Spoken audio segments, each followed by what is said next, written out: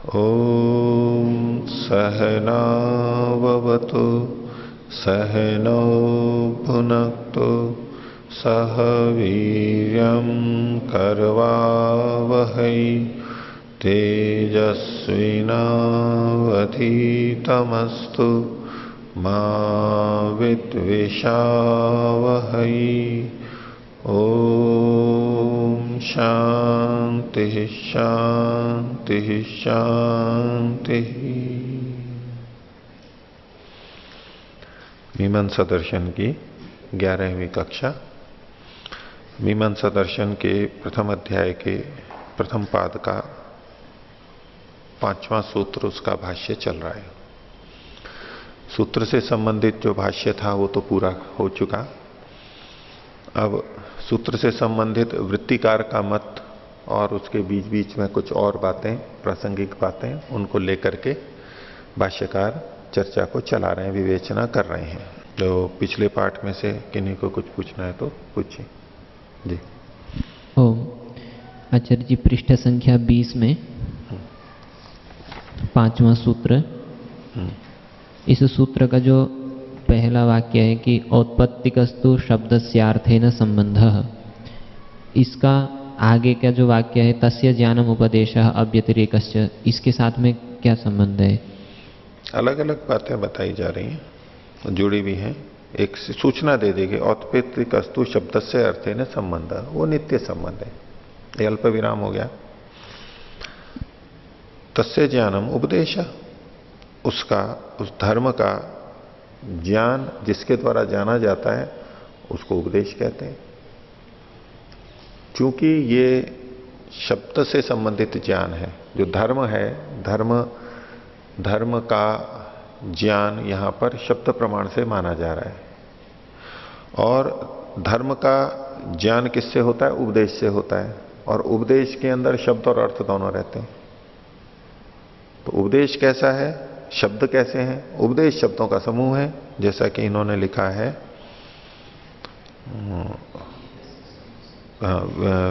उपदेश इति विशिष्ट से शब्द से उच्चारणम, विशिष्ट शब्दों का उच्चारण, और वो निरर्थक नहीं होता है।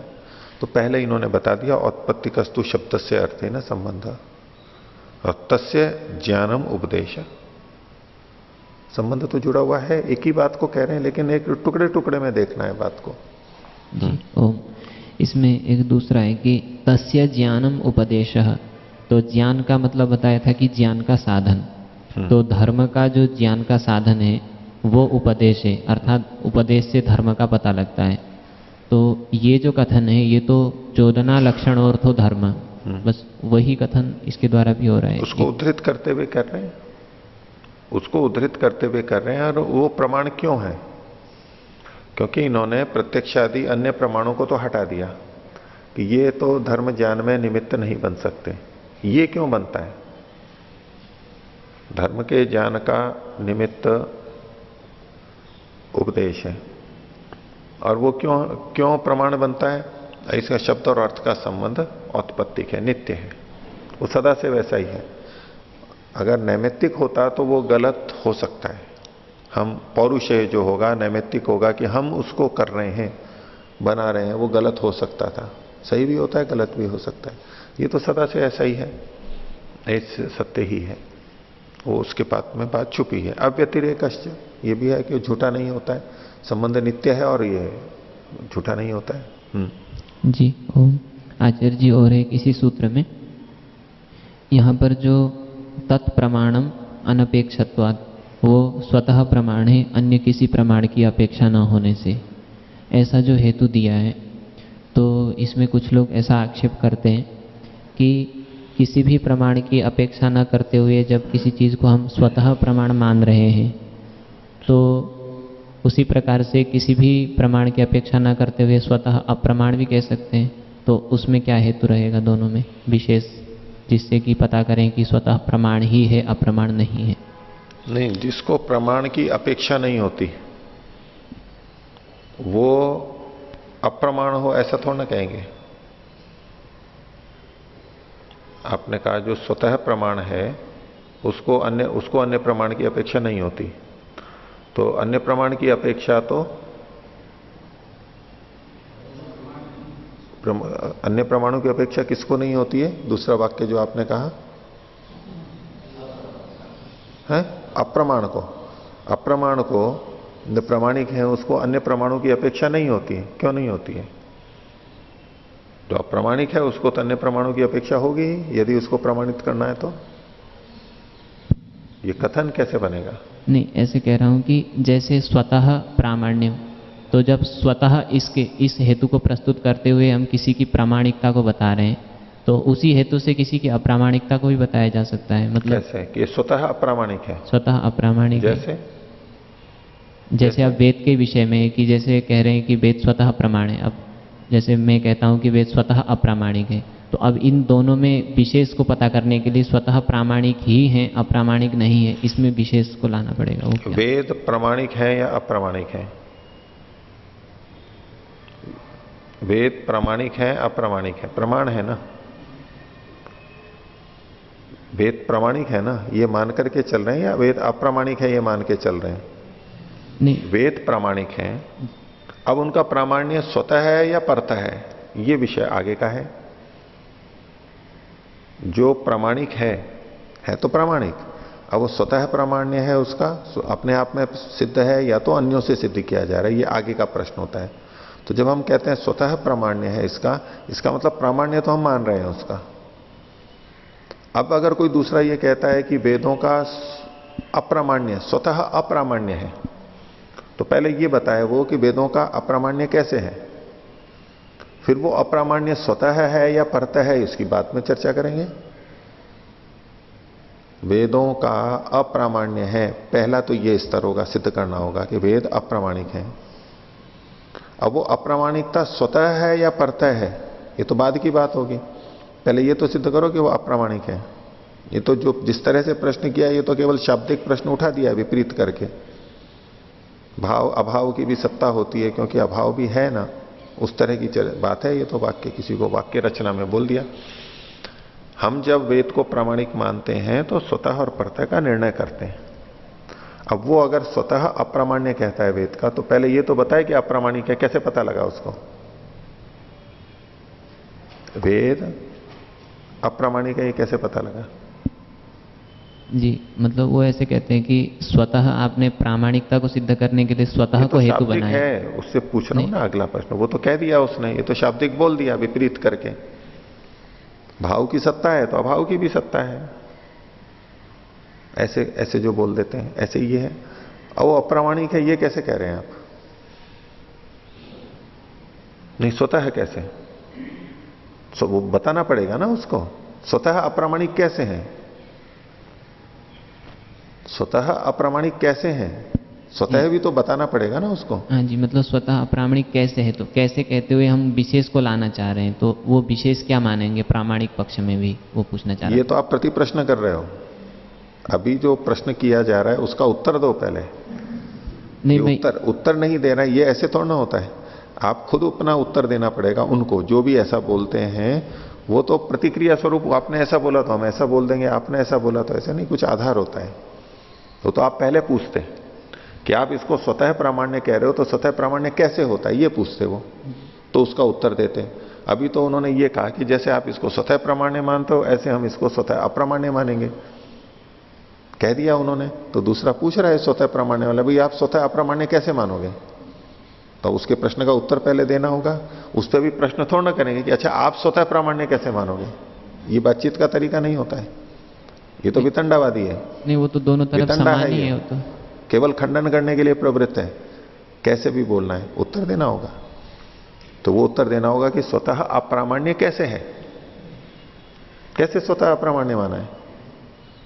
नहीं, वो तो दोनों तरफ समान प्रश्न होगा।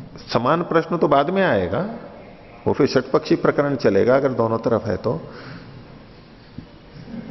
लेकिन अभी पूछा है उसने, पूछा है तो उत्तर तो देना पड़ेगा ना। अगर आप ये बोल देते हो तो कह देंगे ये तो षटपक्षी प्रकरण शुरू, आप क्यों ऐसा कर रहे हो? उत्तर दो ना। ये इसी से पता लगता है कि उनके पास उत्तर नहीं है, केवल बोलने के लिए बोल रहे हैं, कोई आधार नहीं है। ये होती है वितंडा, बस दूसरे को खंडन करना है, दूसरे की बात को नहीं मानना है, ये प्रक्रिया। सोच के बताओ कि भाई स्वतः अप्रामाण्य कैसे कह रहे हैं वो।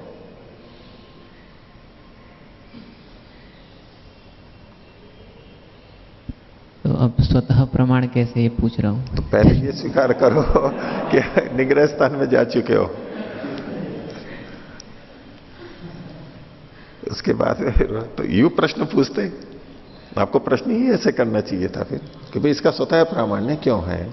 प्रामाण्य तो है, ये तो नहीं कह रहे कि प्रामाणिक नहीं होता है। इनका सारा तात्पर्य है कि जैसा वेद में लिखा है वैसा होता है, इसलिए प्रामाण्य है। संबंध इसका नित्य है, इसका विपर्यास नहीं होता है, बता रहे हैं ना सारा, यही तो बता रहे हैं। अनुपलब्ध अर्थ को भी वो बताता है। ये जो औत्पत्तिकस है, नित्य संबंध है और अव्यतिरेक है। भाई मिथ्या का यही तो प्रयोजन होता है, अप्रमाण का यही कि कोई गलत बात बता दे, तो गलत बात तो बताता ही नहीं है। और ये तो दूसरे को कहना है जो अप्रामाणिक कह रहा है इसको कि ये गलत बात बताता है, मिथ्या बात बताता है, तो वो पहले बताए कि इसकी क्या चीज मिथ्या हो रही है, तो होगा सिद्ध। हम तो प्रमाण बता देंगे इसकी ये बातें ये सत्य सिद्ध होती हैं, ठीक है, क्योंकि अन्य प्रमाण की अपेक्षा नहीं है उसको।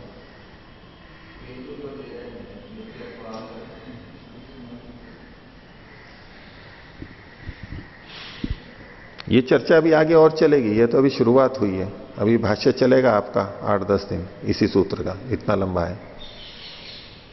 उसके अंदर चर्चा चलेगी, शब्द क्या है, अर्थ क्या है, शब्दार्थ संबंध नित्य है, कैसे ये है, ये सारा इनका जो विस्तार है वो अब आने वाला है, क्योंकि ये तो इतने मात्र से तो सब नहीं होता है।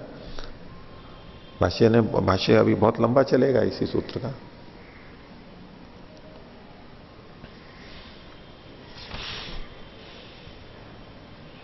वो हम अलग ढंग से जो व्याख्या करते हैं कि वेद का स्वतः प्रामाण्य क्यों है, क्योंकि वो सर्वज्ञ परमात्मा की रचना है। बाकी जो प्रमाण है वो मनुष्यकृत हैं, पौरुषेय हैं, वहां प्रमाद आदि हो सकता है, अल्पज्ञ हैं, असावधानी और बहुत सारी चीजें हो सकती हैं, इसलिए वो गलत भी हो सकता है। इंद्रियों की क्षमताएं कम हैं, सीमित हैं, इसलिए वहां पर हो सकता है। परमात्मा सर्वज्ञ है, उसकी रचना है, वो सर्वव्यापक है, ये हेतु वैसे हम करते हैं। यहां इन्होंने उस ढंग से नहीं लिखा है, यहां अलग तरीके से लिखा है, लेकिन अब उसमें नए नए प्रश्न तो आ ही सकते हैं। वो कहेंगे कि ईश्वर सर्वज्ञ की ये ईश्वर की रचना, सर्वज्ञ ईश्वर की रचना, ये कैसे पता लगता है, वेद में लिखा हुआ है, अंतः साक्षी है। तो वो एक अपनी अलग प्रक्रिया है उस तरह करने की। और किसी को पूछना, बोलिए।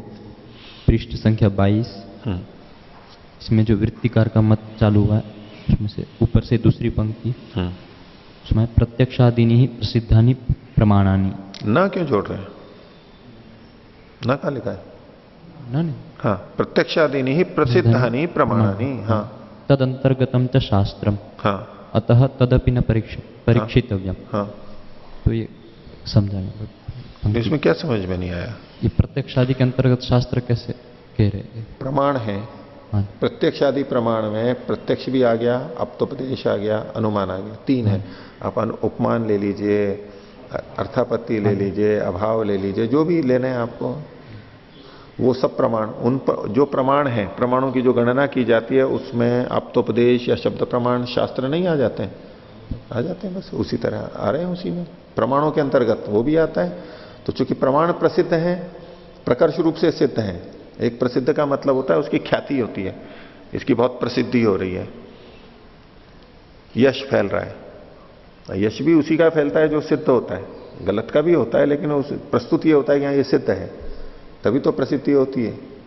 इंजीनियर प्रसिद्ध है, ये चिकित्सक है, या फला फला, ये दुकान बहुत अच्छी है, उसकी सिद्धता प्रकर्ष रूप से प्रकट होती है, प्रसिद्ध है। यहाँ प्रसिद्ध मतलब प्रकर्ष रूप से सिद्ध है कि हाँ नहीं ये ठीक ही होते हैं। प्रत्यक्ष आदि प्रमाण प्रकर्ष रूप से सिद्ध हैं अपने आप में कि ये मान्य है, स्वीकार्य होते हैं। तो ऐसे ही शब्द प्रमाण भी उसी में है, इसलिए उसकी परीक्षा नहीं करनी चाहिए। ठीक। और कोई? अच्छा जी, पृष्ठ संख्या 20 पर ऊपर से तीसरी पंक्ति भाष्य की, हाँ, जी, जो शब्द पहले होते हैं या अर्थ पहले होते हैं? नहीं, यहां पर कहां लिखा हुआ है? पृष्ठ 20 पर। 20 पर, हाँ जी। हाँ। ये वाली जो पंक्ति आ रही है, औत्पत्ति का तस्य अग्निहोत्रादि लक्षणस्य धर्मस्य निमित्तम प्रत्यक्षादिभिर अनवगतस्य। हाँ, इससे संबंधित क्या प्रश्न है आपका? कि अर्थ पहले होते हैं या शब्द पहले होते हैं? नित्य है दोनों। यही तो कहा, अथपित कस्तु शब्द से अर्थ है संबंध। लोक में देखेंगे तो अलग होगा। लोक में शब्द पहले हो सकते हैं, अर्थ बाद में हो सकता है। अर्थ पहले हो सकता है, शब्द बाद में हो सकता है। ठीक है। अभी यंत्र बना नहीं है, बच्चा पैदा नहीं हुआ है, होने होगा कभी, बोले नहीं बच्चे का नाम तो ये रखेंगे, बच्ची हुई तो ये नाम रखेंगे। अर्थ नहीं है, लेकिन शब्द पहले से बना लिया हमने, उसका नाम रख लिया। और बच्चे उत्पन्न हो जाते हैं, यंत्र का निर्माण हो जाता है, उसके बाद भी नाम रख देते हैं।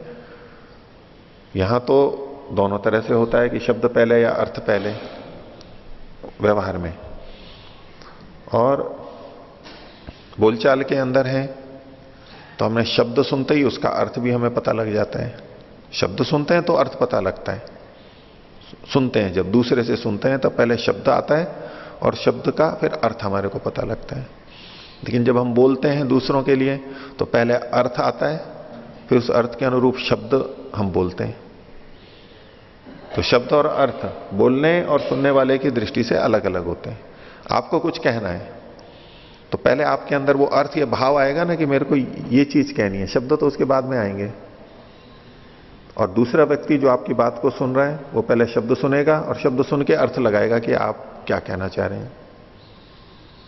तो एक तो शब्द निर्माण की दृष्टि से, वस्तुओं के नाम की दृष्टि से शब्द, एक भाषा में तो शब्द और अर्थ आगे पीछे होते हैं लोक के अंदर।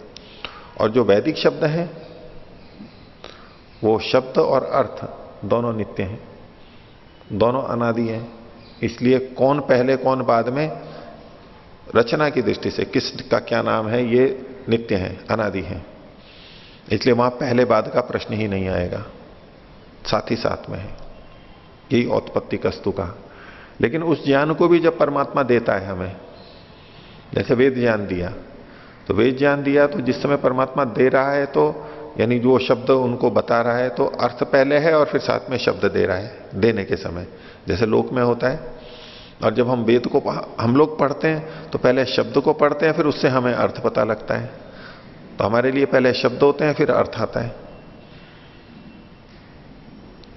परमात्मा हमें जो ज्ञान देता है उस ज्ञान को जो हम पढ़ते हैं समझते हैं वो तो लौकिक व्यवहार के समान है। बोलने वाले के मन में पहले अर्थ होता है फिर शब्द आता है, सुनने वाले के पहले शब्द आता है फिर अर्थ आता है। ठीक है।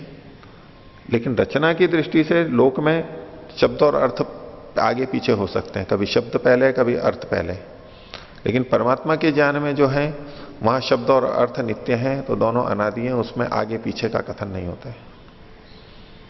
हो गया। तो परमात्मा ने पहले अर्थ बनाया या पहले ज्ञान दिया? अर्थ बनाया मतलब वस्तु है। यस, दुनिया। हाँ, दुनिया बनाई ना, तो पहले दुनिया बनाई फिर वेद ज्ञान दिया। हाँ, ये बना के फिर वेद ज्ञान दिया, वस्तुएं बना करके। तो आप एक ही सृष्टि को देखेंगे तब तो आपको लगेगा अर्थ पहले हैं और फिर वेद ज्ञान दिया। लेकिन उसने जो ये अर्थ बनाए सृष्टि, उसका ज्ञान तो उसको पहले से था, वेद ज्ञान तो पहले से था। जिस जिस चीज को बनाना है उसका नाम भी उसको पहले से ज्ञात है। तो परमात्मा के अंदर तो वो शब्द अर्थ संबंध नित्य ही है। अगर आप केवल एक सृष्टि को देखेंगे तो आप कहेंगे नहीं, वस्तुएं बनी हैं और फिर वेद ज्ञान दिया, इसका मतलब है पहले अर्थ है फिर ज्ञान फिर शब्द है, परमात्मा की दृष्टि से भी। लेकिन परमात्मा के ज्ञान में तो वो वस्तुएं जो जो बननी थी वो शब्द के रूप में पहले से है, ज्ञान के रूप में पहले से है। और जो संसार अभी बनाया है वो पहले भी बनता रहा है, अनादिकाल से बन रहा है। तो शब्द और अर्थ तो अनादि है, परमात्मा के अंदर नित्य है। हमारे यहां जो आगे पीछे होता है वो संकेतकृत होता है, संकेत से। जिसको कि योग दर्शन में भी बताया कि किसी ने किसी को बताया कि ये इनके पिता हैं, ये इनके पुत्र हैं। तो पिता पुत्र का संबंध तो पहले से था, लेकिन बताया किसी ने, हमें अब पता लगा किसी के बताने से, लेकिन संबंध पहले से था। वो पहले का मतलब केवल उदाहरण आंशिक होता है, पहले का मतलब सदा सदा से था नहीं, इस जन्म में ही था वो, तो वो भी अनित्य ही है। लेकिन तात्कालिक दृष्टि से हमें जब पता लगा उससे पहले से विद्यमान था। ऐसे ही परमात्मा का, उसके ओम शब्द का और अन्य वस्तुओं का, जो सृष्टि की नित्य वस्तुएं हैं जो हमेशा बनती हैं, उनके जो नाम हैं, वैदिक जो नाम हैं, वो नित्य हैं, सदा से हैं। बनने के बाद हमें बताए जाते हैं।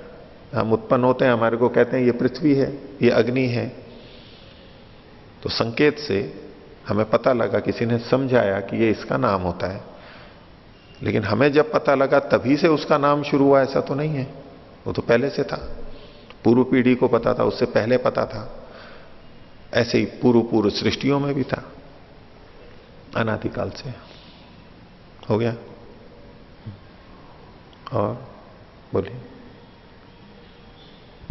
और कोई बोलिए। ओम आचार्य जी, सूत्र संख्या 5, इसमें भाष्य की जो पहली पंक्ति है उसमें उत्पत्ति भावः उच्यते लक्षणयः। उत्पत्ति लक्षणा के द्वारा हम सत्ता को कहते हैं, कह रहे हैं, तो उसको किस प्रकार कह रहे हैं लक्षणा के द्वारा उत्पत्ति को? अभिधा तो उत्पत्ति की ये है कि वो जन्म है, जन्य क्रिया है। उत्पत्ति मतलब जनन क्रिया होती है। जो चीज पहले नहीं थी अब वो कुछ परिवर्तित होकर के अपने स्वरूप में आ रही है, ये तो उत्पत्ति होती है। ये तो यहां पर लेना नहीं है। लेकिन जब जब कोई चीज प्रकट होती है, उत्पन्न होती है, उसका अस्तित्व होता है ना। जो भी उत्पन्न होती है उसका अस्तित्व होता है।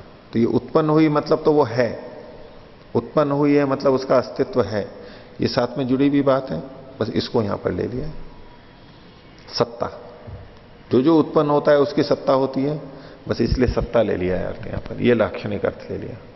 मुख्य अर्थ से हट करके उससे संबद्ध अर्थ जो ले लिया जाता है उसको लक्षणा से कहते हैं। नदी पर वृक्ष है या नदी पर मकान है, इसका मकान कहां है? इसका मकान नदी पर है। तो नदी पर मतलब नदी के बीच में तो नहीं ना, ऊपर नदी के पास में ही होता है, तो पास में ही लेते हैं ना, उसके निकट का जो होता है। नदी के ऊपर भी मकान तो देखा होगा आपने, कभी देखें? नदी के ऊपर भी बना देते हैं आजकल, हैं? आनंद नहीं, ऊपर, नदी के ऊपर, नदी पे देखा है आपने? नौका की तरह बना के नौका में तो होते हैं, खैर नौका तो वो कश्मीर में और वहां वो नौका एक ही जगह पर रहता है, वो हल्का हल्का तैरता रहता है, वो रिसोर्ट जैसे बना देते हैं आजकल नदी के ऊपर। हाँ ठीक है। एक बार एक उपदेशक थे, वो चित्रकूट में आए। चित्रकूट एक धार्मिक स्थल माना जाता है, नदी है, गंगा बोलते हैं उसको। तो बहुत बड़े उपदेशक हैं, आज भी हैं। वो आए तो उनके श्रद्धालुओं ने उनके रहने के लिए एक ऐसा घर बनाया जो नदी थी उसके ऊपर बीच में अधर में, नाव वाला नहीं, बांध के इधर उधर रस्सियां और बीच में बना दिया था उनके। और फिर वो वहां विवाद खड़ा हो गया कि वो जो मल त्याग आदि करते हैं वो कहां जाएगा, वो नीचे गिरता था उसमें। तो आए थे बहुत अच्छे और उसकी पूजा वूजा भी करने वाले, लेकिन मकान ऐसा बना दिया उनका कि वो सारा गंदगी नीचे ही गिरती थी उनकी। बीच में बनाने में बना सकते हैं कुछ भी। फिर भी लक्षणा से जब हम लेंगे, सामान्यतया नहीं होता है। गायें कहां पर है? नदी पर है, और नदी पर है पास में, तो ऐसे यहां पर भी लिया। आचार्य जी, पृष्ठ संख्या 22, इसमें वृत्तिकार अस्तु कह के वृत्तिकार का जो बता रहे हैं, उसमें तस्य निमित्त परिष्टि ही में ना का अध्याहार करते हुए उन्होंने इसका अर्थ किए हैं। तो ना का अध्याहार करना उचित है या नहीं है? उचित अनुचित अलग बात है, ये भाष्यकार को तो स्वीकार्य नहीं है, लेकिन उन्होंने बताया केवल कि उन्होंने ऐसा कर दिया।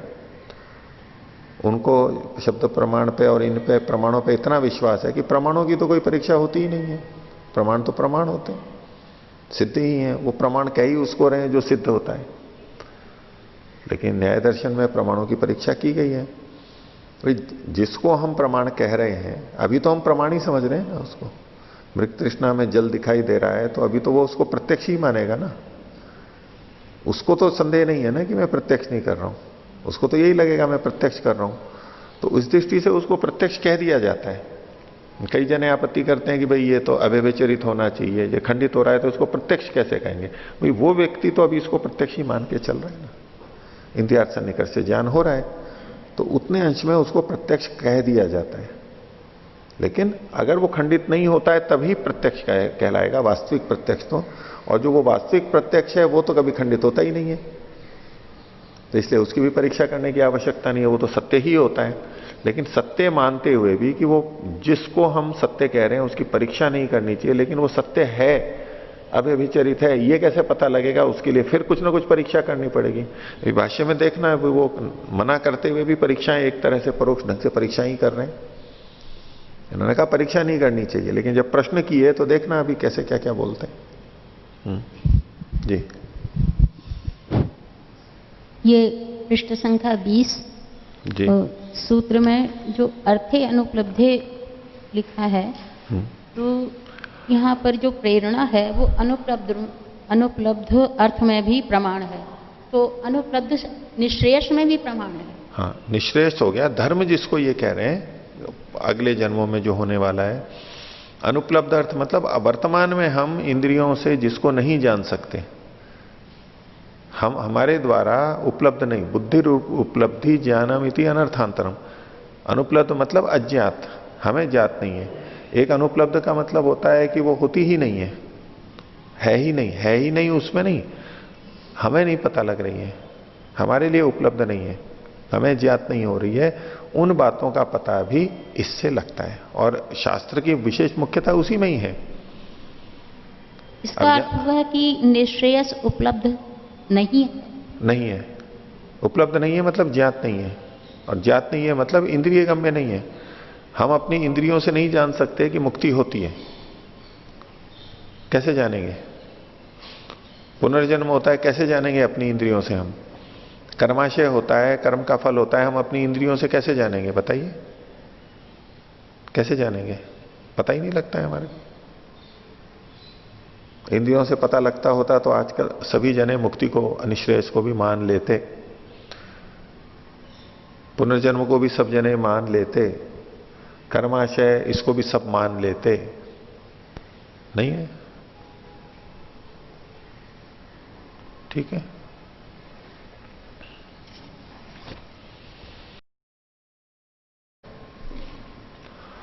तो पृष्ठ संख्या 23 देखिए, आगे का पाठ, प्रथम अध्याय के प्रथम पाद का 5वां सूत्र। तो पीछे प्रत्यक्ष का जो लक्षण सूत्रकार ने किया था, सत्संप्रयोगे पुरुषस्य इंद्रियाणाम बुद्धि जन्म तत्प्रत्यक्षम, वृत्तिकार ने इसमें तत् और सत शब्दों को आगे पीछे किया था। तो उन्होंने तत्संप्रयोगे पुरुषस्य इंद्रियाणाम बुद्धि जन्म सत प्रत्यक्षम ये जो कहा था, और इसके आधार पर उन्होंने कहा कि जो ज्ञान हो रहा है उससे संबंधित वस्तु के साथ ही जब इंद्रियार्थ सन्निकर्ष होता है तो वो प्रत्यक्ष कहलाता है, और ये कभी भी मिथ्या नहीं होगा। अब इसके ऊपर आगे चर्चा चल रही है। तो इसमें उनसे पूछा जा रहा है, वृत्तिकार से शबर मुनि जी पूछ रहे हैं, कथम पुनः इदम अवगम्यते, इदम तत्संप्रयोगे इदम अन्य संप्रयोगे इति। सिद्धांत इसने, वृत्तिकार ने ये तो कह दिया था कि सत्संप्रयोग है, तो वो तत्संप्रयोग है, तो वो उसी का ही संयोग होना चाहिए, इंद्रिया सन्निकर्ष होना चाहिए। वो तत्संप्रयोग है या नहीं है, ये कैसे पता लग रहा है आपको? अगर तत्संप्रयोग हो ये पता लग रहा है तब तो आप कहो कि ये प्रत्यक्ष है और उसमें वो अव्यभिचरित होगा। लेकिन ये तत्संप्रयोग है या अन्य संप्रयोग है, जो ज्ञान हमारा हो रहा है उस ज्ञान से संबंधित वस्तु से ही हमारा सन्निकर्ष है, या हुआ था अथवा अन्य से हुआ था, ये कैसे पता लग रहा है? तो इसलिए कहा कथम पुनर्अवगम्यते, आप ये कैसे जाना जाता है आपके द्वारा कि इदम तत्संप्रयोग है। ये इदम मतलब ये जो ज्ञान हो रहा है, प्रत्यक्ष ज्ञान, ये तत्संप्रयोग में हो रहा है, और इदम अन्य संप्रयोग है, ये अन्य के संप्रयोग से हो रहा है। तो इस पर वृत्तिकार कहते हैं यत न अन्य संप्रयोगे तत्संप्रयोगे। तत्शब्द जोड़ लीजिए इसमें कि जो अन्यों के संप्रयोग से नहीं होता है तो मान लेते हैं कि ये तत्संप्रयोग है। अर्थात अन्य संप्रयोग अगर हमें पता नहीं लग रहा है तो मान लेंगे कि ये तत्संप्रयोग ही है। अगर अन्य संप्रयोग पता लग रहा है तो कहेंगे कि ये तत्संप्रयोग नहीं है। अर्थात तत्संप्रयोग को इन्होंने सीधे सीधे सिद्ध नहीं किया। अन्य संप्रयोग यदि नहीं है तो समझ लेंगे कि ये तत्संप्रयोग है। यद न अन्य संप्रयोग है तत्संप्रयोग है। और एतत् विपरीतम अन्य संप्रयोग है, और अन्य संप्रयोग इससे विपरीत होगा। क्या? जब अन्य का संप्रयोग होगा तो अन्य संप्रयोग मान लेंगे, या तत्संप्रयोग नहीं होगा तो अन्य संप्रयोग मान लेंगे। देखो शब्दों में कैसे घुमा करके अपनी बात को सिद्ध कर रहे हैं। तो लेकिन पूर्व पक्षी कहें या तो शबर मुनि कहें, इन वृत्तिकार के विपरीत कहें, वो भी पूछेंगे आगे। तो बोले कथम जे, हम उदाहरण में ला करके बता रहे हैं। अच्छा ये बताइए यहां कैसे जानेंगे कि यह शुक्तिकायाम अपि रजतम मन्यमानः रजत सन्निकृष्टम में चक्षुरिति मन्यते। ये कैसे पता लगेगा? जबकि शुक्तिका में, शुक्तिकायाम मतलब सीपी, मुक्ता शुक्ति, जैसे मोती जिस रंग के होते हैं मुक्ता शुक्ति के अंदर भी उसी तरह का रंग होता है, उसी का लेप लग जाता है। मोती जो बनता है वो कीड़े का स्राव है। वो कीड़ा अपने को बचाने के लिए एक स्राव निकालता है। वो स्राव निकालता है तो वो गोल गोल होता जाता है, लेकिन वो शुक्ति के बीच में रहता है, वो सीपियों के बीच में रहता है वो जानवर, उसका खोल होता है वो। तो जब वो स्राव छोड़ता है तो वो मोती भी बनता है, और सीपी के अंदर के भाग में भी तो वो स्राव लग जाता है, तो वही मोती का भाग वहां भी होता है, उसको मुक्ता शुक्ति बोलते हैं। तो वो भी मोती जैसे, चांदी जैसे चमकते हैं ऐसे। तो यह शुक्तिकायाम अपि रजतम मन्यमानः, ऐसा व्यक्ति जो सीपी में रजत का मान कर रहा है कि ये चांदी है तो सीपी, लेकिन वो चांदी समझ रहा है उसको। रजतम मन्यमानः रजत सन्निकृष्टम में चक्षुरिति मन्यते, वो तो ये मानता है कि मेरा सन्निकर्ष रजत से हुआ है। तो कैसे पता लगेगा उसको कि मेरा ये तत्संप्रयोग है या अन्य संप्रयोग है? वो तो ये मानता है कि मैंने चांदी को ही देख रहा हूं मैं, उसको कैसे पता लगेगा? तो वृत्तिकार कह रहे हैं बाधकम ही तत् यत्र ज्ञानम उत्पद्यते नहीं तत् एवं मिथ्या ज्ञानम इति तत् अन्य संप्रयोग है। यदि उसमें बाधक ज्ञान उत्पन्न हो जाता है, यानी पहला ज्ञान है कि ये चांदी है, बाधक ज्ञान का मतलब हुआ ऐसा ज्ञान जिससे पता लगे ये चांदी नहीं है, भाई ये तो मुक्ता शुक्ति है, सीपी है, ये बाधक ज्ञान होगा। सीपी है, ये बाधक ज्ञान होगा। किस ज्ञान का? चांदी के ज्ञान का बाधक ज्ञान होगा। तो बोले बाधकम ही यत्र ज्ञानम उत्पद्यते, जहां बाधक ज्ञान उत्पन्न होता है, कैसा? नहीं तदेवम इति, ये चांदी नहीं है, ये वैसी नहीं है। मिथ्या ज्ञानम इति, ये मिथ्या ज्ञान है। तत् अन्य संप्रयोग है, तो मान लेते हैं कि यहां अन्य संप्रयोग है। विपरीतम तत्संप्रयोग इति, यदि इससे विपरीत है कि बाधक ज्ञान उत्पन्न नहीं हो रहा है और नहीं तदेवम की जगह एतदेव एवं ये वही है, तो तत्संप्रयोग मान लेंगे। तो शबर मुनि पूछते हैं फिर उनसे कि प्राग बाधक ज्ञानोत्पत्ति कथम अवगम्यते, ये बाधक ज्ञान होगा तब तो ठीक है, पता लग जाएगा कि ये तत्संप्रयोग है या अन्य संप्रयोग है। लेकिन जब तक बाधक ज्ञान उत्पन्न नहीं हुआ था तब तक कैसे पता लगेगा कि तत्संप्रयोग है या असंप्रयोग, अन्य संप्रयोग है? तो प्राग बाधक ज्ञानोत्पत्ति, बाधक ज्ञान की उत्पत्ति से पहले कथम अवगम्यते, ये कैसे पता लगता है? नहीं पता लग सकता। यदा न तत्काले सम्यक ज्ञान से मिथ्या ज्ञान से वा कश्चित विशेष है, क्योंकि उस समय में, तत्काले मतलब तस्मिन काले, बाधक ज्ञान की उत्पत्ति से पहले जो मुक्ता शुक्ति में रजत का ज्ञान कर रहा है वो तो यही सोच रहा है। तो उस समय में सम्यक ज्ञान है या मिथ्या ज्ञान है, इसमें कोई विशेष तो होता नहीं है। कैसे वो कहे कि ये मिथ्या ज्ञान है या सम्यक ज्ञान है? बस उसको तो सम्यक ज्ञान ही लग रहा है वहां पर। कोई भेद तो है नहीं वहां पर। वो मिथ्या ज्ञान भी हो सकता था, सम्यक ज्ञान भी हो सकता। वो चांदी को चांदी देख रहा है या शुक्ति को चांदी देख रहा है, इसका उसमें कोई भेद नहीं है। वो तो यही सोच रहा है कि मैं चांदी देख रहा हूं। जब चांदी को चांदी देखेगा तब जो ज्ञान होता है, और दूसरा जब मुक्ता शुक्ति को देखेगा तब जो चांदी का ज्ञान हो रहा है, उन दोनों ज्ञानों में क्या अंतर है? कुछ भी नहीं। जब मनुष्य को देख करके मनुष्य समझ रहा है और जब ठूंठ को देख करके मनुष्य समझ रहा है, इन दोनों ज्ञानों में क्या अंतर है? ज्ञान में। ठूंठ को भी कह रहा है कि यह मनुष्य है, और जब मनुष्य था तब भी कह रहा है मनुष्य। इसको ज्ञान तो यही है ना कि यह मनुष्य है, ज्ञान तो यही है ना कि यह चांदी है। तो उन जब सत्य ज्ञान होता है ये चांदी है, और जब मिथ्या ज्ञान होता है ये चांदी है, उन दोनों में क्या भेद है? कुछ भी नहीं है। उसके लिए जब तक बाधक ज्ञान उत्पन्न नहीं हुआ तब तक उसके लिए तो कोई भी भेद नहीं है कि ये मिथ्या है या सत्य है। तो यदा न तत्काले सम्यक ज्ञान से मिथ्या ज्ञान से व कश्चित विशेष, इस पर वृत्तिकार कह रहे हैं यदा ही चक्षुरादिभिर उपहतम मनोभवती। देखिए कब मिथ्या ज्ञान होता है उसका फिर दूसरे कारण बता रहे हैं। बाधक ज्ञान वाली बात तो खंडित कर दी, बाधक ज्ञान होने पे तो मिथ्या ज्ञान का पता लग जाएगा, लेकिन बाधक ज्ञान से पहले भी कैसे पता लगेगा? तो उसके लिए वृत्तिकार ने 3 बातें कही। मिथ्या ज्ञान 3 स्तर पर हो सकता है, एक मन के स्तर पर, एक इंद्रिय के स्तर पर, मिथ्या ज्ञान का कारण एक मन के स्तर पर, एक इंद्रिय के स्तर पर और एक वस्तु के स्तर पर। उसको ये प्रकट कर रहे हैं। यदा ही चक्षुतादि भी उपहतम मनोभवती, जब मन चक्षु आदि इंद्रियों से उपहत हो जाता है, उपहत मतलब अधिक प्रभावित हो जाता है। मन एक समय में एक इंद्रिय से संपर्क रखता है, ज्ञान करता है। अब मान लीजिए मैं देख रहा हूं, देखते देखते बहुत विस्फोट हो जाए कोई, तो अब जो मेरा देखने का है उसमें बाधा आ जाएगी ना। मैं बैठा हूं और पीछे से कोई ऐसी विशेष चीज चुभ जाए, तो अब उस समय सामने क्या घटना घट रही है वो मेरे को पता लगता है? भूल जाएंगे, कुछ भी नहीं होगा। भूल क्या जाएंगे, वो पता ही नहीं लगेगा हमारे को। बोले मेरा ध्यान तो उधर चला गया था, उसको आंखें खुली भी होते हुए भी दिखाई नहीं देगा, उसका ध्यान दूसरी तरफ चला गया। ऐसे बाधित होना है कि कोई चीज कोई सुन रहा है, मान लो हमारी बात सुन रहा है और सुन तो रहा है, लेकिन सुनते सुनते अचानक कोई ऐसी चीज आ गई सामने जिस पर वो अधिक केंद्रित हो गया, देखने लग गया। तो जब उधर देखने लग गया तो अब जो शब्द आ रहे थे वो उसको सुनाई नहीं देंगे, बाधित हो जाएगा। तो चक्षुरादि इंद्रियों से जब मन बाधित होता है, इसका मतलब है चक्षुरादि इंद्रियों के विशेष आवेग के कारण से, विशेष तीव्रता से जब ऐसा होता है तो मन उसी एक तरफ लग जाएगा, उसको दूसरी चीज नहीं पता लगेगी, तब मिथ्या ज्ञान हो सकता है। दूसरा, इंद्रियम व तिमिरादि भी सूक्ष्मादिभिर बाह्यो व विषय।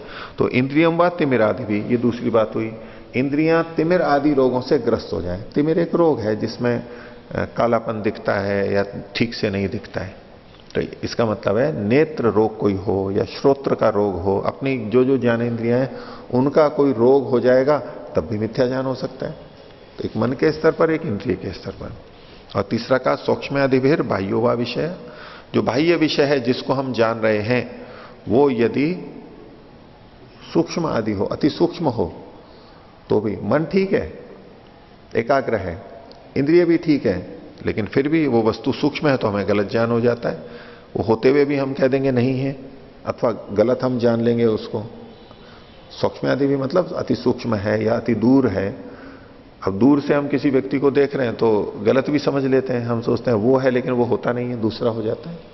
अति दूर है, अति सन्निकृष्ट है इत्यादि जो प्रत्यक्ष में बाधक कारण है, उन सबका यहां पर ग्रहण है। ये विषय पर केंद्रित है कि वो वस्तु कैसी है।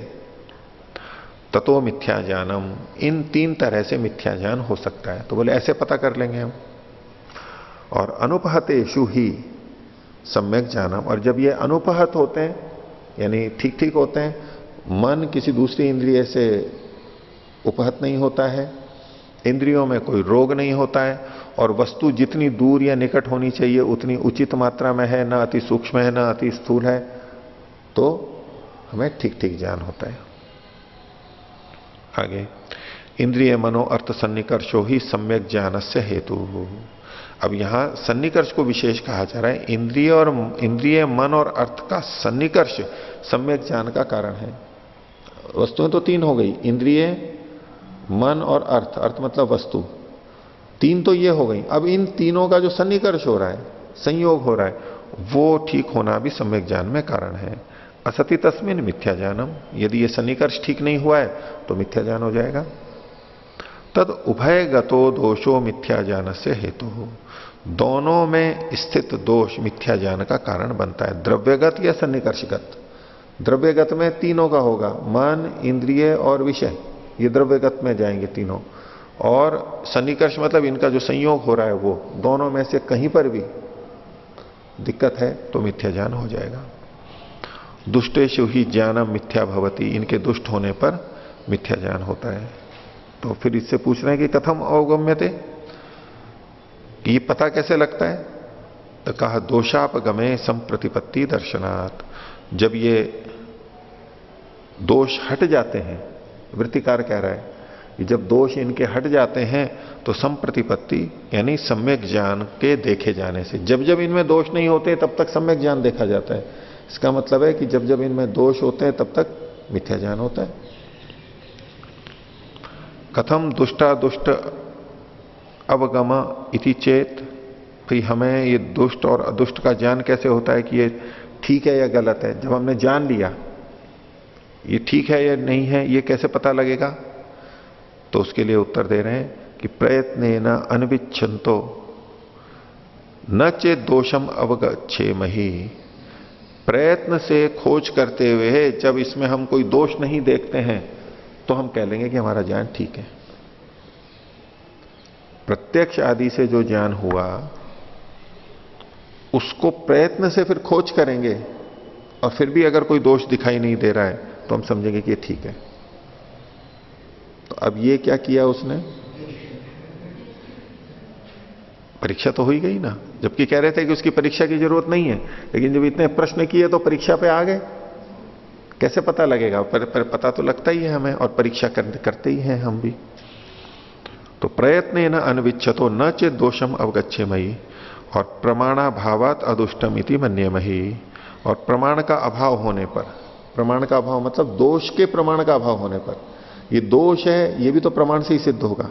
जब कोई ऐसा प्रमाण नहीं मिल रहा है कि ये दोष है तो हम कहते हैं कि ठीक है। तो प्रमाणाभावत अदुष्टम इति मन्येमहि, न वैसे इस इतनी पंक्ति को अगर लें, प्रमाण का अभाव होने से ये अदुष्ट है ऐसा मानते हैं। तो प्रमाण का भाव होने पे अदुष्ट होता है या प्रमाण का अभाव होने पे अदुष्ट होता है? प्रमाण का यदि अभाव है तो ज्ञान दुष्ट होता है अदुष्ट होता है? प्रमाण का अभाव है तो दुष्ट होगा। लेकिन यहां इन्होंने क्या लिखा? प्रमाणाभावात अदुष्टम इति मन्येमहि, प्रमाण का अभाव होने पर हम मानते हैं कि यह अदुष्ट है। दोष के प्रमाण का अभाव, वो अध्ययन करना पड़ेगा, नहीं तो गलत अर्थ हो जाएगा। आगे तस्मात् यस्य च दुष्टम करणम, जिसके करण यानी इंद्रियां दुष्ट हैं, यत्र च मिथ्या इति प्रत्यय, और जहां ये हमें बोध हो जाता है कि ये तो गलत है, ये ज्ञान गलत है, तो स एव असमीचीन प्रत्ययो न अन्य इति, तो वो ही असमीचीन प्रत्यय यानी ज्ञान होता है, न अन्य दूसरा नहीं। या तो हमें ये पता लगे कि इंद्रियों का दोष था, या हमें पता लगे कि ये ज्ञान गलत है। किसी यंत्र से हम कोई मापन कर रहे हैं, रीडिंग ले रहे हैं, अंकन कर रहे हैं, तो या तो हमें पता लग जाए कि ये जो अंकन हुआ है ये गलत है। वो कैसे पता लगेगा? कि दूसरे यंत्र से पता लगेगा। अथवा हमें पता हो कि ये यंत्र गलत है, भाई यंत्र खराब है तो इससे जो निकल के आ रहा है, रीडिंग आ रही है, जो निष्कर्ष आ रहा है वो गलत ही होगा। ये तो यंत्र ही खराब है, तराजू ही खराब है, रक्त परीक्षण की है, ब्लड प्रेशर की है, और भी कोई यंत्र है, उससे या तो उससे जो निष्कर्ष आया है वो खंडित हो दूसरे प्रमाण से, लक्षणों से, अथवा हमें ये पता है कि तो यंत्र ही खराब है तो इससे जो आएगा वो तो गलत ही आएगा। तो करण में दोष हो या ज्ञान हमारा मिथ्या हो रहा हो तो पता लगता है कि ये गलत है। तो यद्यपि वृत्तिकार ने कथन तो ये किया कि प्रमाणों के परीक्षा की आवश्यकता नहीं है, लेकिन प्रक्रिया के अंदर तो वो सिद्धि की ही है। तो उनका तात्पर्य किस बात में है कि जब हम प्रमाणों को ठीक ढंग से काम में ले लेते हैं और एक बार वो प्रमाण प्रमाणित हो जाता है तो अब किसी प्रमाण की आवश्यकता नहीं है। लेकिन पहले जब हमने जाना है तब तो हमें परीक्षा करनी पड़ेगी कि मैंने ठीक जाना है या नहीं जाना है, ये तो करना ही पड़ेगा। और भाष्यकार का मतलब इसी में था कि ये जो प्रमाण होते हैं यानी जिसको हम जान रहे होते हैं उस समय तो हमें परीक्षा करनी पड़ेगी ये ठीक है या नहीं है। अन्य प्रमाणों की अपेक्षा रहती है, अन्य प्रमाणों से हम पुष्टि अपुष्टि देखते ही हैं, तभी पक्का होता है। वृत्तिकार अंतिम जो आ चुका है परीक्षा के बाद में सारा, उसके लिए कह रहे हैं कि ये अब इसको किसी और प्रमाण की आवश्यकता नहीं, जो बिल्कुल सिद्ध है। इस दृष्टि से देखेंगे तो दोनों में कोई अंतर नहीं है, लेकिन एक ही बिंदु पे खड़े होकर दोनों बात करेंगे तो वो विरुद्ध होगा। हुआ यहां तक?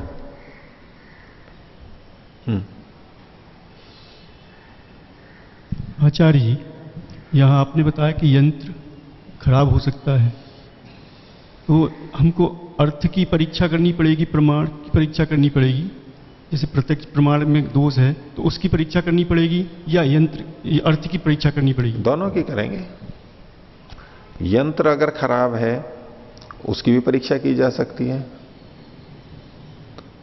यंत्र हमें पहले से ही पता है कि ये तो गड़बड़ दिख रही है तो ये तो ठीक उत्तर देगा ही नहीं, इसमें प्रेशर नहीं आ रहा है उतना, इसमें ये छेद है, कुछ भी जो मानक है उसमें हमें त्रुटि दिखाई दे रही है, लगेगा कि ये तो ठीक बताएगा ही नहीं। उससे भी हमें निर्णय हो जाएगा जो भी उसका निष्कर्ष आएगा। अथवा यंत्र का हमें दोष पता नहीं लग रहा है लेकिन उससे कोई निष्कर्ष आया, वो यदि किसी अन्य तरह से खंडित हो रहा है तो हम कहेंगे कि ये गलत है। ज्ञान भी गलत हो सकता है और करण भी गलत हो सकते हैं, दोनों ही तरह से हमें पता लगता है कि ठीक नहीं है। अब कि जिसको पी लिया है वो पीली पीली वस्तुएं देख रहा है, अगर हमें पता लग जाए कि हां इसको तो पी लिया है, ज्यादा जब बढ़ जाता है तो पीली चीजें दिखाई देने लगती हैं, जॉन्डिस, तो हमें पता है कि इसके नेत्र खराब है, तो इसके द्वारा जो ज्ञान हो रहा है वो गलत है। इंद्रिय में दोष पता लग गया और इंद्रिय ठीक है फिर भी गलत हो सकता है। वो कैसे पता लगेगा? जब वो ज्ञान विपरीत सिद्ध हो जाएगा, भिन्न आ जाएगा, भिन्न ज्ञान आ जाएगा तो वो समझेंगे ये गलत है। दोनों तरह से हो सकता है। तो अब आगे इससे जुड़ी हुई कुछ और चर्चाएं हैं वो प्रारंभ कर रहे हैं।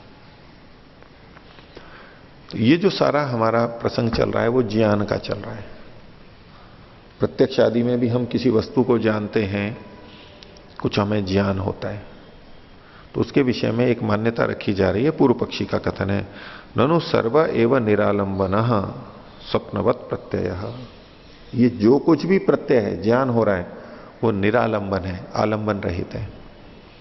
आलंबन वो चीज, जिस वस्तु का ज्ञान हुआ वो वस्तु जो सामने है वो उस ज्ञान का आलंबन कहलाएगी। वृक्ष को देखा है हमने, वृक्ष का ज्ञान हुआ तो इस ज्ञान का आलंबन वो वृक्ष कहलाएगा। कुर्सी को देखा तो कुर्सी उस ज्ञान का, कुर्सी के ज्ञान का आलंबन कहलाएगी। तो पूर्व पक्षी क्या कह रहा है, हमें जितना भी ज्ञान होता है वो निरालंबन होता है, यानी बाहर वस्तु होती ही नहीं है। जो हमें ज्ञान होता है बाहर कोई वस्तु नहीं होती है, आलंबन नहीं होता है, बस हमें वैसे ही ज्ञान हो जाता है। कैसे? तो क्या स्वप्न के समान। स्वप्न में भी तो ज्ञान होता है। वो स्वप्न का ज्ञान कैसा, सालंबन होता है, निरालंबन होता है? निरालंबन होता है। इस स्वप्न में हमें नदी नाले दिखाई दे रहे हैं तो नहीं वहां पर, हमें लग रहा है कि हम वहां पर घूम रहे हैं, लेकिन वास्तव में तो नहीं घूम रहे, हम तो अपने कमरे के अंदर हैं। तो जैसे स्वप्न में निरालंबन ज्ञान होता है, ऐसे ही बाकी समय में भी होता है। तो जितना भी ज्ञान है वो निरालंबन ही होता है। देखो उदाहरण देके बात सिद्ध कर दी। उसने हेतु वेतु और कुछ नहीं दिए, केवल उदाहरण दे दे, जैसे वो होता है वैसे ये है। ऐसे कई लोग बोल देते हैं भी केवल उदाहरण से बात सिद्ध नहीं होती। कई जने जो ईश्वर को एक देशी मानते हैं वो कह ले परमात्मा की तो शक्ति है, वो एक जगह रहते रहते भी पूरे को चला देता है। कैसे? जैसे सूर्य एक जगह रहते हुए पूरे सब जगह प्रकाश कर देता है। अब उदाहरण दे दिया, हेतु है नहीं कुछ। जैसे सूर्य एक जगह रहते हुए यहां भी प्रकाशित कर देता है चारों तरफ दूर दूर तक, ऐसे परमात्मा भी कर लेता है। अब ये कह तो दिया, और दूसरे सामान्य व्यक्ति तो ये सोचेंगे हाँ भाई उदाहरण तो दे दिया, तो बात ठीक है, वो मान भी लेते हैं, उनके भक्त लोग मानते भी रहते हैं। कौन कैसे सिद्ध कर रहा है, केवल उदाहरण दे दे करके हाँ ये उस जैसा होता है, उस जैसा है या नहीं है, उस जैसा क्यों है, ये तो विवेचना होनी चाहिए। तो इसने केवल कहा जैसे स्वप्न में निरालंबन ज्ञान होता है, ऐसे ही जितना भी ज्ञान होता है वो निरालंबन है। और उसमें हेतु चाहे तो यहां पर प्रस्तुत कर सकते हैं। क्या हेतु प्रस्तुत कर सकते हैं? सामान्य तो दृष्टि। स्वप्न में जो ज्ञान होता है वो निरालंबन होता है, वो ज्ञान है ना, प्रत्यय है। ऐसे ही जो जगदशा में होता है ये भी तो प्रत्यय है, ये भी तो ज्ञान है। तो स्वप्न में जो ज्ञान होता है वो ज्ञान निरालंबन होता है। ज्ञान तो ये भी ज्ञान है, तो ये भी निरालंबन होना चाहिए। प्रत्यय को हेतु के रूप में प्रस्तुत कर ले कोई, ऐसे ही प्रत्यय सामान्य तो दृष्टि से। देखिए आगे, प्रत्यय से ही निरालंबनता स्वभाव उपलक्षित स्वप्ने। स्वप्न में ये पता लगता है हमारे को कि प्रत्यय की निरालंबनता का स्वभाव है, कि प्रत्यय बिना आलंबन के भी आ जाता है। ये उपलक्षित हो गया हमारे को स्वप्न में। स्वप्न से हमें ये पता लग गया कि ज्ञान निरालंबन होता है। क्या इसमें कोई किसी को संदेह है कि स्वप्न में जो ज्ञान होता है वो निरालंबन होता है? पक्का है या नहीं है? अब प्रामाणिक है अप्रामाणिक है? प्रामाणिक है ना, ये कोई दूसरा तो नहीं मानता है आप में से। स्वप्न में जो ज्ञान होता है वो निरालंबन होता है, प्रामाणिक है ना। तो इससे पता लग गया कि प्रत्यय निरालंबन स्वभाव वाला होता है। ये पूर्व पक्षी बोल रहा है, देखो, प्रत्यय से ही निरालंबनता स्वभाव उपलक्षित है। ये उपलक्षित हो गया, पता लग गया हमारे को स्वप्न में होता है। तो जागृतोपि स्तंभ इति वा कुड्य इति वा प्रत्यय एव भवति। जागते समय भी हमें ये खंबा है या ये दीवार है, ये प्रत्यय तो होता है यहां पर भी, जागते समय भी। तस्मात् सोपि निरालंबन है, चूंकि ये भी प्रत्यय है तो ये भी निरालंबन है। स्वप्न में आलंबन रहित प्रत्यय होता है, प्रत्यय आलंबन रहित होता है, तो जागते समय भी चूंकि प्रत्यय है तो ये भी निरालंबन होना चाहिए। उसके अपनी सिद्धि करने का प्रयास है। इस पर सिद्धांति बोलता है, उच्यते, बोले स्तंभ इति जागृतो बुद्धि ही सुपरिनिश्चिता कथम विपर्यसिष्यति इति। बोले जागते समय जब हमें ये ज्ञान होता है ये खंबा है, स्तंभ है, ये ज्ञान तो सुपरिनिश्चित होता है बिल्कुल कि ये ऐसा ही है। आप ये कैसे जानते हो कि ये गलत है? इसका विरोध कैसे, विपर्यास कैसे कर सकते हो? तो पूर्व पक्षी कहता है स्वप्ने भी एवं एवं सुपरिनिश्चिता आसीत। वही स्वप्न में जो ज्ञान हुआ था, जिस समय स्वप्न देख रहे थे उस समय भी पूरा निश्चित ही था कि ये वास्तव में है। तभी तो वहां डर जाता है आदमी, तभी तो वहां प्रसन्न हो जाता है व्यक्ति। तो सुपरिनिश्चितता कोई हेतु नहीं है कि ये गलत नहीं हो सकता है। स्वप्न में भी तो सुपरिनिश्चित होता है, लेकिन फिर भी गलत हो जाता है। तो जागते समय भी ये स्तंभ है, सुपरिनिश्चित है, तो भी गलत हो सकता है। देखो कैसे कैसे उसको साम्य दिखा के, गुण का साम्य दिखा करके जाति का प्रयोग कर रहा है। ये देखो, ये भी ऐसे ही मान लेंगे। तो सपने भी एवं एवं सुपरिनिश्चितम निश्चित आसीत प्राक संबोधनात् न तत्र कश्चित विशेष इति। उठने से पहले उसमें कोई भी विशेष नहीं होता है। अर्थात प्राक प्रबोधनात्, हाँ, उठने से पहले उसमें कुछ भी विशेष नहीं होता है। उठने से पहले मतलब स्वप्न में जो ज्ञान हो रहा है वो जैसा है, और जागते समय जो ज्ञान हो रहा है उसमें कोई भी विशेष नहीं है। हाँ, जागने के बाद में तो विशेषता पैदा हो जाती है कि वो जो स्वप्न था वो गलत था, लेकिन जागने से पहले तो दोनों में कोई विशेषता नहीं थी, यानी समान ही थे। तो सिद्धांति कहता है ना, आपका कथन ठीक नहीं है। क्यों? स्वप्ने विपर्य दर्शनात्, स्वप्न में तो उल्टे ज्ञान का दर्शन होता है, और अविपर्याच इतरस्मिन, इतरस्मिन मतलब जगे हुए प्रबोध अवस्था में जो ज्ञान होता है वो झूठा नहीं होता है। तत्सामान्याद इतरत्रापि भविष्यति इति चेत, अगर कोई ये कहे कि उसके सामान्य से, यानी प्रत्यय ज्ञान के सामान्य से, कि वो भी ज्ञान है और ये भी ज्ञान है, सामान्य तो दृष्ट अनुमान का प्रयोग करने लगे कोई, इससे अगर वो होता है तो, यदि कोई कहे तो बोले ये तब हो सकता था यदि प्रत्ययत्वात् स्वप्न प्रत्यय से मिथ्यात्व भाव। अगर प्रत्ययत्वात् स्वप्न प्रत्यय से मिथ्यात्व, स्वप्न प्रत्यय का मिथ्यात्व है किस हेतु से? प्रत्ययत्वात्। वो प्रत्यय है, ज्ञान है, इसलिए स्वप्न ज्ञान का मिथ्यात्व है, उसके प्रत्यात्व के कारण से, प्रत्ययत्व के कारण से, ज्ञानत्व के कारण से अगर मिथ्यात्व सिद्ध कर रहे होते तो जागते समय भी आप कह सकते थे कि जागते समय भी चूंकि ये प्रत्यय है इसलिए ये भी मिथ्या है। लेकिन स्वप्न का ज्ञान मिथ्या है, ये प्रत्ययत्व मात्र से सिद्ध थोड़ा हो रहा है। तो यदि प्रत्ययत्वात् स्वप्न प्रत्यय से मिथ्यात्व भाव जागृत प्रत्ययस्यापि तथा भवितुम अर्हति, तो जागृत प्रत्यय भी फिर मिथ्या हो सकता था यदि प्रत्ययत्व हेतु आप देते तो। और अतः प्रतीति ही, और यदि प्रतीति ही उसके मिथ्यात्व का हेतु है, स्वप्न में जो ज्ञान हुआ उसके मिथ्यात्व में क्या हेतु है? प्रतीति, जगने के बाद में प्रतीति। तथा भाव से हेतु, उसके मिथ्यात्व का हेतु है, यही तो हेतु है। स्वप्न का ज्ञान मिथ्या होता है ये कैसे पता लगता है? जागने के कारण, यानी प्रतीति के कारण से। तो प्रतीति उसके मिथ्यात्व का हेतु है, ना कि प्रत्ययत्व मात्र। तो न शक्यते प्रत्ययत्वात् अयम अन्य इति वक्तुम, केवल प्रत्ययत्व से हम ये नहीं कह सकते कि जागे, अयम मतलब ये जागृत अवस्था का ज्ञान अन्य है यानी मिथ्या है। क्योंकि स्वप्नावस्था का ज्ञान तो हम उठने पे मिथ्या हो जाता है, जागृत अवस्था का जो ज्ञान है वो मिथ्या नहीं होता, वो तो वैसा का वैसा ही रहता है। इसलिए जागते समय का ज्ञान ठीक है, स्वप्न का ज्ञान मिथ्या है।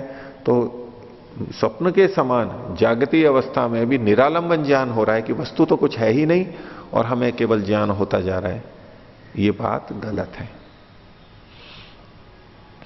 अन्यस्तु स्वप्न प्रत्यय से मिथ्या भावो विपर्या भावात, अन्यस्तु ये जो अन्यतस्तु भिन्न प्रकार से स्वप्न प्रत्यय का मिथ्या ज्ञान कैसे? विपर्यात अवगतः, वो विपरीत सिद्ध होता है इसलिए हमें पता लगता है।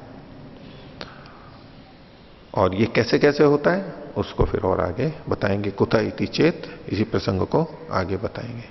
प्रणव।